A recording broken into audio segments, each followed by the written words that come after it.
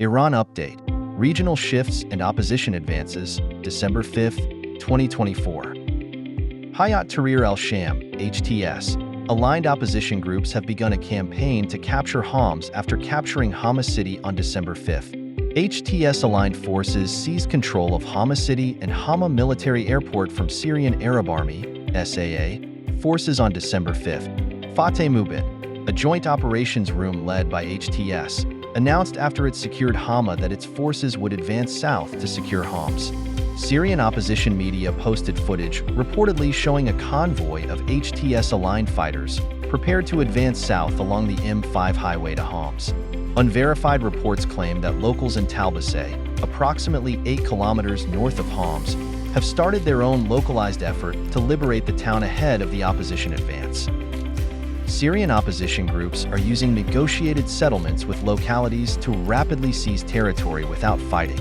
Locals in 2 Christian-majority towns north of Hama reportedly negotiated surrender with advancing opposition forces, avoiding any large-scale fighting in the towns. Regime forces reportedly withdrew from Salamiyah on December 5 after opposition forces advanced to the town's outskirts on December 4. Opposition groups may also advance rapidly towards Homs due to the rapid collapse of regime forces. The regime does not appear to have established any defensive line between Hama City and the Orontes River. A pro-regime aircraft bombed the Rastan Bridge over the Orontes River after opposition forces seized the north bank of the Orontes. HTS is establishing alternative political and security institutions in Aleppo City, consolidating control and support of the local population and former regime elements. Fateh Mubin, HTS Joint Operations Room, has ordered all Syrian regime army, security, and police defectors to report to one of 2 designated processing centers in the city. HTS has presumably designed this effort to reintegrate former combatants into civilian life, which in theory ensures stability and security during the post-conflict transition period. Fateh Mubin has also sought to prevent its fighters from harassing civilians or coming into conflict with locals by restricting the activity of fighters in the city. Fateh Mubin ordered the fighters to report to the front lines and continue their advance to secure regime-held towns. The group has also mobilized local quasi-police forces to backfill these military units.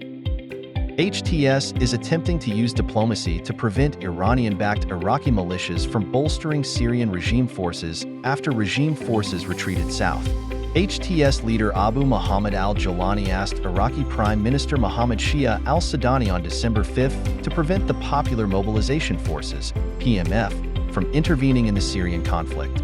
The PMF is an Iraqi state security service that includes a large number of Iranian-backed Iraqi militias. The PMF reports directly to Sudani on paper, but many of the militias that comprise the PMF answer to Iran in reality. Dozens of PMF fighters have reportedly entered Syria in recent days to help defend the Syrian regime against opposition forces. Sudani is likely unable to prevent militias that answer to Iran from intervening in Syria. Lebanese Hezbollah Secretary General Naim Qassem said on December 5 that Hezbollah is committed to sheltering and rebuilding in Lebanon and abiding by the ceasefire deal with Israel. Qassem acknowledged that Hezbollah fighters will withdraw north of the Litani River in exchange for the withdrawal of Israeli troops from Lebanon, in accordance with the ceasefire deal. Qassem stated that Hezbollah will provide financial assistance, mainly through Iranian donations, to Lebanese civilians in Beirut to rebuild. Qassem also stated that Hezbollah stands by the Syrian regime amidst the ongoing Syrian opposition offensive. The IDF conducted an airstrike on December 5, targeting a weapons stockpile southeast of Aleppo, Syria.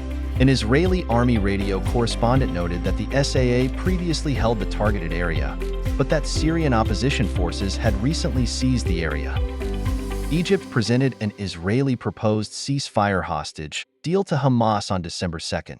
Israel desires to capitalize on Hamas' willingness to be flexible on implementing a partial deal due to the ceasefire in Lebanon, former Hamas leader Yahya Sinwar's death, and the incoming Trump presidency, according to 2 Israeli officials speaking to Axios.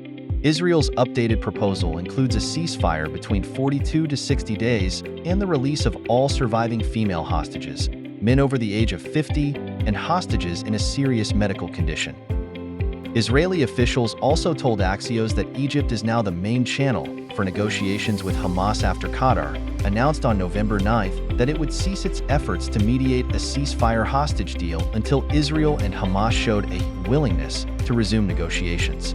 Reuters reported on December 4th that Qatar has resumed its role as a mediator. This news follows reports that Qatari officials had ordered Hamas political leadership to relocate from Qatar. Hamas denied on November 18th that it had departed Qatar. Hamas confirmed that it approved an Egyptian proposal to form a post-war governance committee in the Gaza Strip on December 5th. Hamas added in a statement that the committee should help implement the comprehensive agreements to achieve national unity. This is possibly about the joint declaration Hamas, Fatah, and other unspecified Palestinian political factions signed in July 2024 to form a temporary national unity government responsible for governing the Gaza Strip and the West Bank after the war.